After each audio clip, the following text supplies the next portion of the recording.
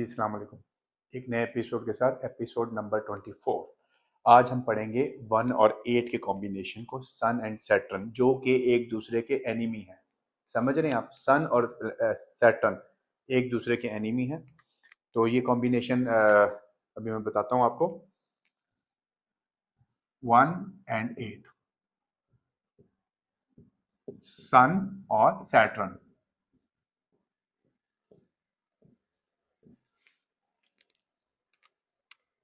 कोई भी शख्स, जो भी शख्स अगर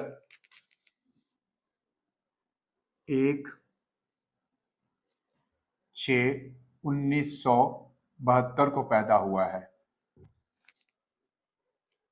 जी, अगर कोई भी शख्स 1/6/1972 को पैदा हुआ है तो उसका ये वाला कॉम्बिनेशन बनेगा 1/8।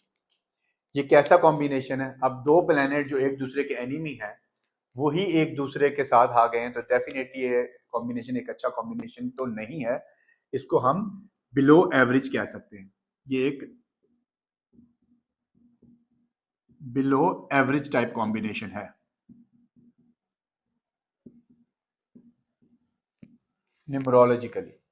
ठीक है, अब बिलो एवरेज अगर मैंने लिख दिया तो जिनका ये कॉम्बिनेशन है वो परेशान मत हो। इसके ये बिलो एवरेज इस सेंस में नहीं है, ये इस सेंस में है बिलो एवरेज के इनकी जिंदगी में क्या है,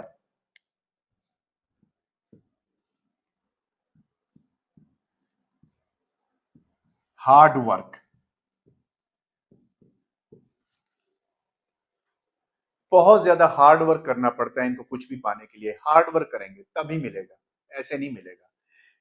तो या यूं कह लें कि स्ट्रगल्स, चीजों के लिए इनको स्ट्रगल करना पड़ेगा। इतनी आसानी से इन्हें कुछ नहीं मिलने वाला। जैसे 1/6 है, 1/5 है, 1/4 है, इनको मिल जाता है, लेकिन इस कॉम्बिनेशन को एफर्ट करनी पड़ेगी। ये इतनी आसानी से इनको नहीं मिलेगा। तीसरा, हार्ड वर्कर होते हैं ये लोग, ऑलरेडी हार्ड वर्कर होते हैं। समझ रहे हैं आप? हार्ड वर्कर होते हैं, ये इनकी फितरत में ही एक चीज है। लेकिन अगर ये हार्ड वर्कर हैं तो इनको हार्ड वर्क करना पड़ेगा, और काफी ज्यादा हार्ड वर्क करना पड़ेगा। समझ रहे हैं? जैसे मैंने 1/6 में बताया था कि 50% काम करो तो 100% रिवार्ड उन्हें मिलता है। अगर ये 100% काम करेंगे तो उनको 40-50% रिवार्ड मिलेगा। इस तरह ले लें इसको आप। तो हार्ड वर्क करने से ही इनको सब कुछ मिलेगा। अगर ये हार्ड वर्क कर रहे हैं तो इन्हें मिलेगा। ये क्या होता है? Incline towards God, divine inclination, inclination towards God, Allah की तरफ इनका रुझान होता है। डिवाइन, ये ऐसे लोग होते हैं।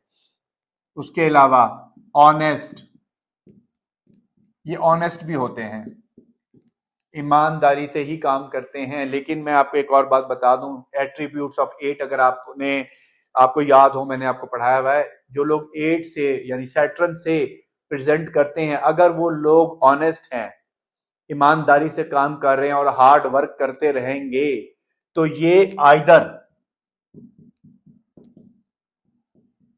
आइदर ऑन टॉप और बॉटम।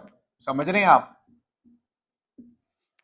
अगर ये लोग सही रास्ते पे हैं, ऑनेस्ट हैं, जस्टिस कर रहे हैं, हार्ड वर्क कर रहे हैं, किसी को नुकसान नहीं पहुंचा रहे हैं, क्योंकि सैटर्न सैटर्न जो है वो आपको यूं समझ लें कि रिजल्ट का एक प्लेनेट है। जो कुछ आपने किया है, जो कर्म आप, जो कर्म, जो एक्शन आपने किए हैं, उसकी सजा मिलती है 8 नंबर के पे आके, जब 8 की महादशा या इस तरह की चीजें आती हैं। लेकिन अगर आप सही रास्ते पे हैं, ऑनेस्टली काम कर रहे हैं, ईमानदारी से जस्टिस कर रहे हैं अपने साथ, यानी लोगों के साथ जस्टिस कर रहे हैं, अपने सराउंडिंग में किसी को नुकसान नहीं पहुंचा रहे हैं, खास तौर पे गरीब लोगों को नुकसान नहीं पहुंचा रहे हैं, तो आपके एट्रीब्यूट्स जो हैं, अगर पॉजिटिव साइड पर हैं, तो आप बहुत, क्योंकि सैटर्न जो है वो ऐसा प्लेनेट है, या तो ये आपको बिलियंस ऑफ रुपीज दे देगा, या बिल्कुल बॉटम पे चले जाएंगे। तो ब्लो एवरेज का मतलब ये नहीं कि पैसा नहीं आएगा आपके पास। ऐसे लोगों के पास पैसा अगर आएगा तो वो इतना आएगा कि वो बिलियंस में होगा, और अगर नहीं आएगा तो कुछ भी नहीं, बिल्कुल बॉटम, जेब में 1 रुपया भी नहीं होगा। ठीक है? अप्स एंड डाउन होते हैं बड़ी तेजी से लाइफ में। एकदम वहां पे और एकदम जमीन पे। ठीक है, तो वो ये चीज डिपेंड करती है कि आप कर क्या रहे हैं। अगर आप घर में बैठे काम नहीं कर रहे हैं, क्योंकि हार्ड वर्क अगर नहीं कर रहा नंबर 8 का बंदा, तो कुछ नहीं मिलने वाला उसे। हार्ड वर्क उसके लिए कंडीशन है टू गेट समथिंग, लेकिन double triple hard work to get small thing like this. ठीक है, तो ये एक मैं इसके पढ़ रहा, ये हो गया है, ब्लैक बोर्ड को मिटाने का वक्त आ गया। अब इसे मैं रब कर लूं तो फिर हम आगे चलते हैं इसके ऊपर। जी आगे कंटिन्यू करते हैं।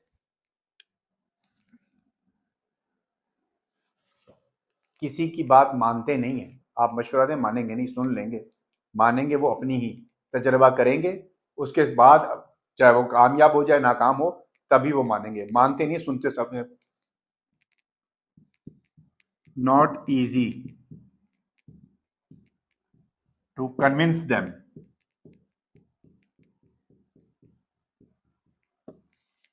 Not easy to convince. इनको मनाना इतना आसान नहीं है, मुश्किल काम है इनको मनाना। आप मना नहीं सकते इनको। सुनेंगे सारी ये बातें आपकी, मानेंगे कुछ नहीं। ठीक है, और बाकी मैंने आपको इनका बता दिया कि हार्ड वर्कर होते हैं, और हार्ड वर्क और हार्ड वर्क इनकी लाइफ में है। अगर ये हार्ड वर्क और हार्ड वर्क कर रहे हैं, अगर ये स्ट्रगल स्ट्रगल और स्ट्रगल कंटिन्यू करते रहेंगे, तो ये सक्सेस पा लेंगे लाइफ में। सक्सेस में डिले जरूर आ सकता है, डिलेज भी इनकी लाइफ में रहते हैं। ठीक है, लेकिन ये नहीं कि होगा नहीं, आएगा। और मैंने ये भी आपको इसलिए बताया कि अगर आएगा और आप अपने सही ट्रैक पे हैं, तो बिलियंस के हिसाब से आता है, करोड़ों के हिसाब से। हजारों की बात नहीं है, या तो करोड़ों और अरबों, या कुछ भी नहीं, खाली जेब। तो ये इनमें रहता है, क्योंकि मैंने आपको ये भी बताया कि अप्स एंड डाउन्स इनके लाइफ में ज्यादा होते हैं।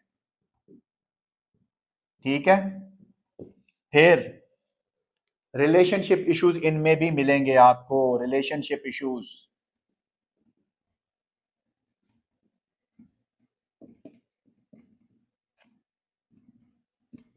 रिलेशनशिप इश्यूज आपको मिलेंगे इनकी लाइफ में, ये जरूर होता है इनमें। 1 और 8 एनिमी हैं एक दूसरे के, तो थोड़ी बहुत प्रॉब्लम आएंगी, और वो रिलेशनशिप इश्यूज में आएंगी। जब हम ऐसे जो प्लेनेट होते हैं ना, जो एक दूसरे के एनिमी हम जिसे कह रहे होते हैं, जैसे 1 8 है, 3 6 है, समझ रहे हैं, 9 2 है, 2 9 है, तो ऐसे जितने भी कॉम्बिनेशन हैं, इसका मतलब ये, अगर मैंने इसको यहाँ लो एवरेज लिख दिया, इसका मतलब ये नहीं है कि पैसा नहीं आता। पैसा ऐसे लोगों पर ज्यादा ही आता है कुछ। एक बात देखने में आई है कि जिन लोगों का कॉम्बिनेशन आप एक दूसरे के अपोजिट, तेंदुलकर, सचिन तेंदुलकर, 3 6 का कॉम्बिनेशन है, एक दूसरे के एनिमी प्लैनेट है। आप देख लें उसको, उसकी शौहरत, उसकी चीजें देख लें आप। ठीक है, तो ये मतलब इसका नहीं है बिलो एवरेज का कि आपका पैसा नहीं आएगा, सब कुछ आएगा, लेकिन हर प्लैनेट के एट्रीब्यूट्स के ज़हन में रखें आप। अगर आप उस प्लैनेट के एट्रीब्यूट्स के मुताबिक सही काम कर रहे हैं, तो फिर तो आएगा।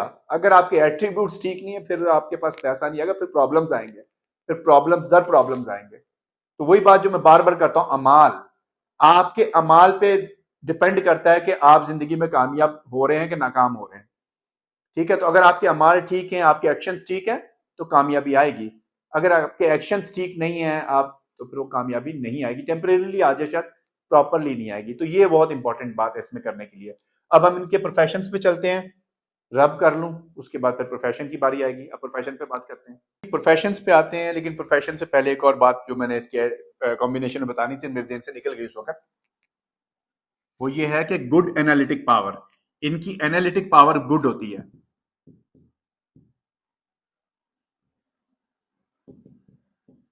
गुड एनालिटिक पावर होती है इनकी, एनालिसिस अच्छा करते हैं लोग भी।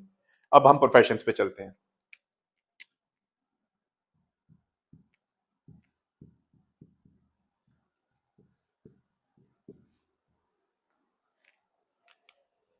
प्रोफेशंस क्या हैं जी इसके, जो अच्छे प्रोफेशंस हैं इनके लिए?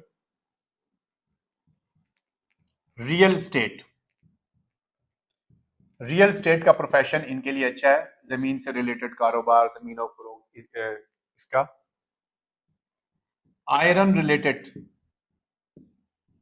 जितने भी आयरन लोहे से रिलेटेड जो भी कारोबार है या काम है, वो इनके लिए अच्छा है। ऑयल रिलेटेड, तेल से जुड़े जितने भी काम हैं, पेट्रोल पंप, इस तरह की चीजें, वो भी इनके लिए अच्छी है। कॉमर्स,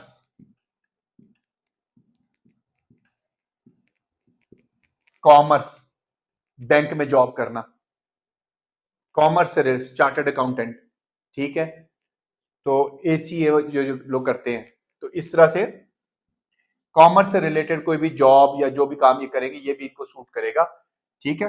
उसके बाद ऑकल्ट भी लिख सकते हैं इसमें, आपके ऑकल्ट भी, ऑकल्ट साइंस लिख दें आप, ये भी इसमें ठीक ही है प्रोफेशन, ये अगर करते हैं तो ऑकल्ट, ठीक है। Import and export,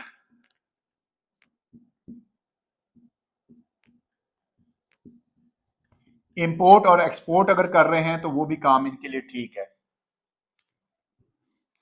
mining, mining वाला काम भी इनके लिए सूटेबल होता है, अगर ये माइनिंग से रिलेटेड कोई काम करते हैं, ठीक है, तो वो भी इनके लिए सूटेबल रहता है। उसके अलावा मिटाना पड़ेगा मुझे, एक दो और चीजें मैं ऐड करना चाह रहा हूं। जजेस,